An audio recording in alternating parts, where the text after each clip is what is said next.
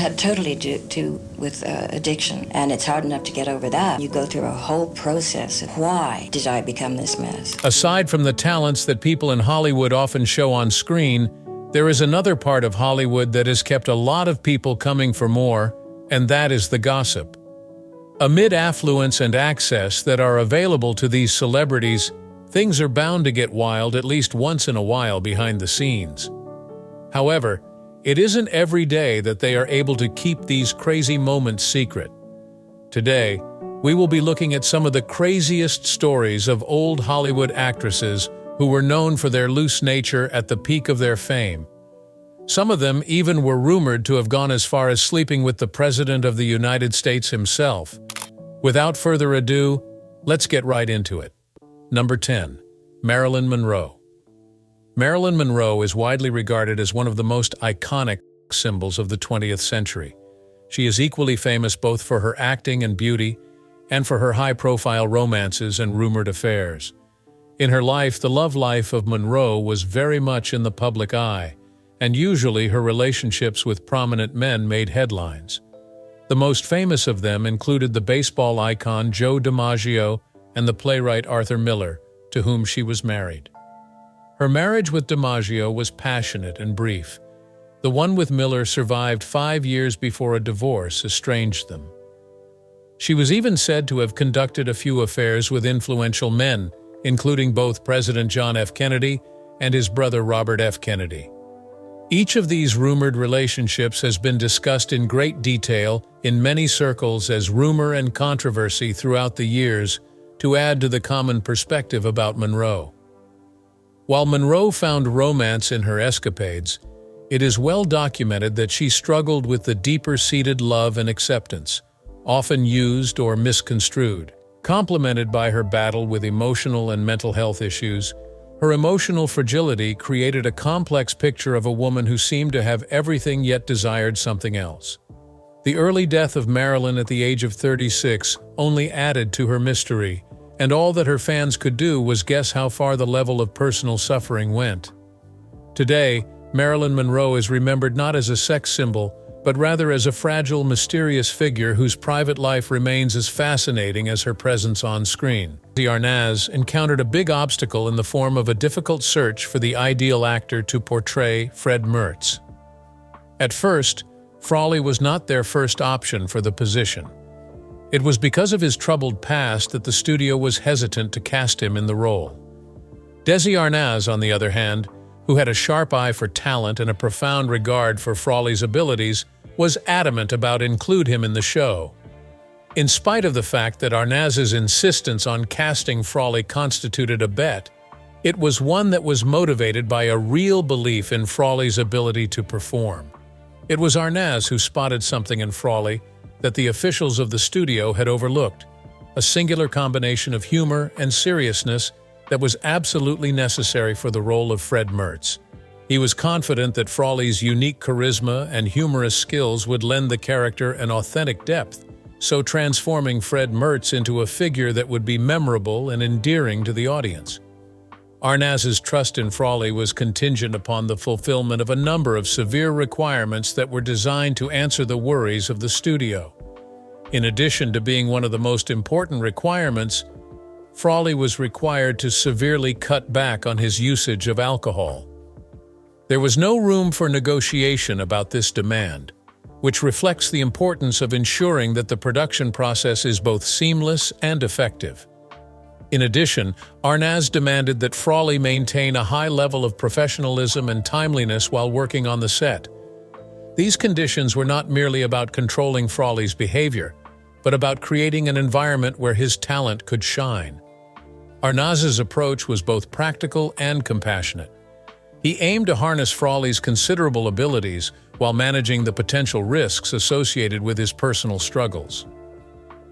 Element of I Love Lucy, capturing the hearts of viewers with its blend of humor and warmth. Mertz made him one of the most beloved characters on the show.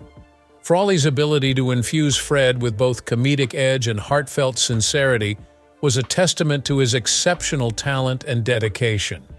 The success of I Love Lucy not only revitalized Frawley's career, but also solidified his legacy as a television icon. His role as Fred Mertz demonstrated that extraordinary. Mae West's career began on the vaudeville stage, where she immediately garnered notoriety due to her performances. Her move into the movies brought an extra layer of fame, in films such as She Done Him Wrong and I'm No Angel, with her signature blend of humor, innuendo, and confident candor. West's most quoted line, "When I'm good, I'm very good, but when I'm bad, I'm better," pretty much wrapped up her philosophy in both life and work. The one thing that West was especially noted for was her love of much younger men and a completely uninhibited love life. Yes, she might have had a stream of lovers throughout her life, but repeatedly she would be coy and playful over private affairs, and was a mystery to the public. There were many rumors about her love life, but West only confirmed that she was married once to a man called Frank Wallace, whom she married as a teenager, but did not acknowledge publicly for many years. She was independent her whole life and really loved playing the role of provocateur. In addition to her film work, West was a talented writer. She wrote many of her plays and screenplays, thus achieving control over the full arc of performance in manipulating her image and professional career in ways not often possible for women at the time. Indeed, she was able to evade some convention and make herself a treasured yet at times contentious figure. Mae West is an icon of female empowerment and self-confidence even to this day, celebrated for pioneering a path into the careers of women in entertainment by embracing their sexuality and commanding their careers confidently and with panache. Number 7. Jayne Mansfield. Jayne Mansfield was one of Hollywood's most famous blonde bombshells. She came with a really flamboyant personality, an eye-catching figure, and new ways to promote herself through many outrages. She received huge press coverage for her love life, and it was purported that she had numerous high-profile affairs, including John F. Kennedy.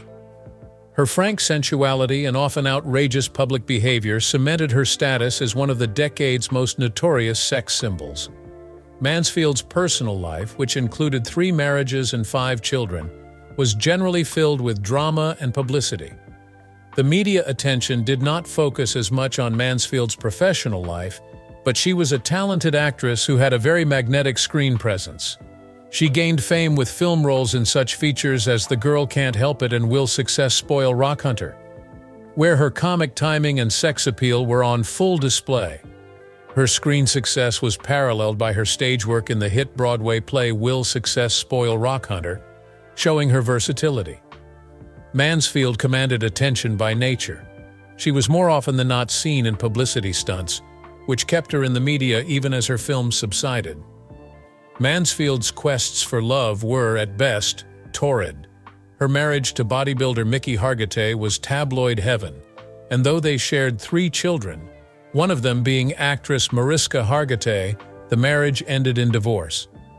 Mansfield later married director Matt Cimber, but that union proved short-lived as well. But with all her publicized love affairs, one had the impression that she yearned for permanency and stability in love. Tragedy struck in 1967 when Mansfield was killed in an automobile accident at age 34, but her memory lives on as a pop icon remembered for her bouncy persona and as a contributor to Hollywood's golden era. Number 6. Vivien Lee. Vivien Lee was perhaps most famous for her role as Scarlett O'Hara in Gone with the Wind. She is also one of the best-known actors of her time, celebrated for her beauty and elegance along with her talent. Her personal life, though, was quite different from this ideal that her movies projected, so much so that her relationships were challenging. One of Hollywood's most memorable romances was that between Lee and actor Laurence Olivier, but no less tumultuous, filled with jealousy and infidelity, along with strong passion. The two married in 1940, having left their respective spouses to be together, and they were celebrated as one of the most glamorous couples of the era. They were deeply in love, but Lee struggled with bipolar disorder. It strained their relationship, and they divorced in 1960. Her talent shone bright in her performances in A Streetcar Named Desire, where she won her 2nd Academy Award. Her portrayal of Blanche DuBois was fueled by her own struggles to bring haunting realism to the role. Still, Lee struggled with personal demons and poor health throughout her career. Her health issues were often augmented by those in her mind and made it hard for her to work. Still, she was in demand as an actress, working for over 3 decades. This beauty and tempestuous love life often overshadowed the acting prowess of Vivien Lee, yet she is remembered as one of the great talents of her time. Her performances remain iconic to this day, a part of the enduring legacy, which is a reflection on the glittering glory and tragedy so often marking the lives of Hollywood's brightest stars. The life of Lee was full of contrasts, often with exquisite on-screen success, combined with the relentless search for peace and stability. Number 5. Marlene Dietrich. Marlene Dietrich was both an actress and a cabaret singer who was no less of a star than the revolutionary performances she gave. Dietrich was one of the greatest icons on screen, especially a symbol of liberated sexuality. She openly admitted her bisexuality and had various affairs with men and women, something which was purely not common in her times. Dietrich reportedly had notorious love affairs with screen idols like Gary Cooper and John Wayne, and the list goes on. Besides this, she was also rumored to be in romantic relationships with women like the screenwriter Mercedes de Acosta and actress Greta Garbo, although her romance with Garbo remains unconfirmed. Dietrich was said to be able to hypnotize and beguile whomever she wanted, and her appeal seemed even to transcend social convention. Her on-screen persona often celebrated gender fluidity, with Dietrich even wearing men's suits on and off-screen, the latter being a bold statement against patriarchal tradition. Added to this, the on-screen sexual charisma in Morocco and The Blue Angel, both in 1930, made her the icon of a career that forever successfully defied convention. Dietrich's love life was turbulent, passionate, explosive, and stormy love affairs characterized her love affairs. She stayed married to Rudolf Sieber throughout her life but spent a large portion of it away from him, though there were innumerable affairs with other people. In fact, Dietrich's personal life appeared as deceptively intricate as her screen roles, given the bold choices she made against conventional expectations. Marlene Dietrich is today still remembered for her cinematic work, and also because she was among the few who dared to be themselves, without any fear of being different, which, with regard to this very fact, made her also a forerunner of sexual liberation and freedom of expression. Number 4. Tula Bankhead. Tula Bankhead was an actress and socialite, loudly brash, surviving with a sultry voice and reputation for scandal in both Hollywood and theater circles. She was also extremely vocal regarding her sexuality, and thus has had a plethora of romantic liaisons and tussles that often dominated headlines. Her love life is the stuff of legend, replete with rumored affairs with major figures such as actresses like Marlene Dietrich and males like Gary Cooper. Once, it is said, Bankhead joked to a friend saying, "My father warned me about men and alcohol, but he never mentioned a word about women and cocaine." The attitude of unrepentance added little to being glamorous and the public's fascination. Apart from scandals, she was an incredibly talented actress who shone on stage and film. She made her mark on London's West End with appearances in such plays as The Daring and The Lady of the Camellias before taking her stage talents to Broadway. Her major film appearances include Lifeboat in 1944, directed by Alfred Hitchcock, where her performance as a brash reporter was widely praised. Bankhead won the Tony Award for her performance in The Little Foxes, one of the most significant plays to take to Broadway in 1939. Though Bankhead never married, she said time and again that all she wanted was to be loved and happy. Nevertheless, her search for lasting love was challenging because of her lifestyle and her unending search for gratification of her desires. Later in her life, Bankhead battled addictions and sickness, but she never lost a razor-sharp wit and her larger-than-life personality. It is here that Bankhead's legend endures as a symbol, first, of a life genuinely lived outside the bonds of societal convention, and secondly, as the product of Hollywood's golden age. Number 3. Diana Dors. The intoxicatingly beautiful Diana Dors, often described as Britain's answer to Marilyn Monroe, was as famous for her sensational love life as she was for acting. She could be made out not only as a pretty lady, but also as the uninhibited approach to living and romance, feeding the image of her as an audacious seductress. Dors was reputably promiscuous, and there were wild parties, romantic conquests, and a very lively sex life. She even admitted to throwing wild parties, and through the course of her career became associated with a number of handsome, successful men. Yet the myriad of rumors did not daunt Dors in a lifelong pursuit of true love, and thus she married 3 times. Her second marriage to actor Richard Dawson also ended in divorce, and it wasn't until she was with her third husband, actor Alan Lake, that she seemed to reach a point of stability in her marriage life. However, their passion-fueled and stormy relationship was just as publicized right up until her death. Diana Dors was professional in a range of movies, but outshone her contemporaries in the British comedies and dramas of the 1950s and 1960s. To name a few, her striking performances in Yield to the Night as a Woman on Death Row and The Long Haul proved she was far more than just beautiful and glamorous. She managed to retain a special corner in the hearts of British entertainers through highs and low points in her career. The attempt to have love and her glamorous persona with talent made her legacy lasting in this arena of entertainment. Number 2. Elizabeth Taylor. Elizabeth Taylor's sexual life was a thing of legend. Beautiful and full of glamour, Elizabeth Taylor was famously rumored to have slept around, a lot adding to her mystique. Feeding into this even more was the rumor of an affair with Eddie Fisher, who was a married man, married to Taylor's close friend Debbie Reynolds. This was an affair that actually led to one of her 8 marriages and spurred a media frenzy in the love triangle. Taylor's marriages were all highly publicized, from her first husband Conrad Hilton Jr. to actor Richard Burton, whom she married twice. It seemed like each of her marriages was almost another chapter in the eventful yet captivating life she lived. Even her reputation drew criticism from the Vatican, adding to the publicity.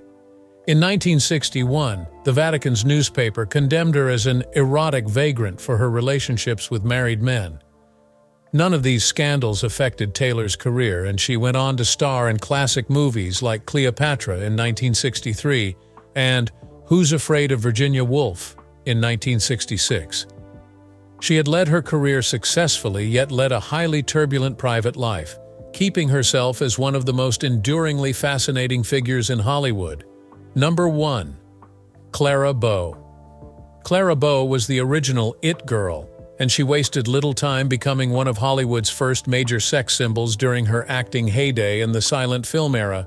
Her fresh natural beauty and vibrant personality helped make her a box office darling, and soon she gained notoriety off-screen and on for the rumored romances with her co-stars, directors, and wealthy admirers.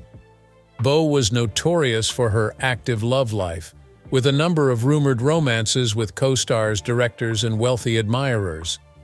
Her free-spiritedness was quite fascinating both to the press and the public, who named her a typical flapper representative of her pursuit of pleasure in the Roaring Twenties. Bo's screen career began with silent films, including the film It, in which she played a charismatic shopgirl whose sudden fame coined the term It Girl. And she was familiar to audiences from her lead roles in Wings and Mantrap. Despite her brilliance, Bo struggled to transition her fame to sound films because of a heavy Brooklyn accent that did not augur well with the audiences. This, in addition to mental health problems and personal scandals, led to her early retirement from Hollywood in the early 1930s. Bo tried to settle down and actually married cowboy actor Rex Bell in an attempt to live a life of normalcy away from Hollywood's cruel spotlight. They relocated to a ranch in Nevada, where she became ingrained in family life, rearing their 2 sons. Her later years were troubled, as she battled with mental illness, but Bo's impact on Hollywood and pop culture is not argued.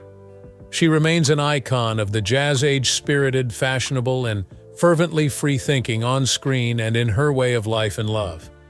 Are there some other figures that come to mind? Do let us know in the comments, and we will see you in the next one.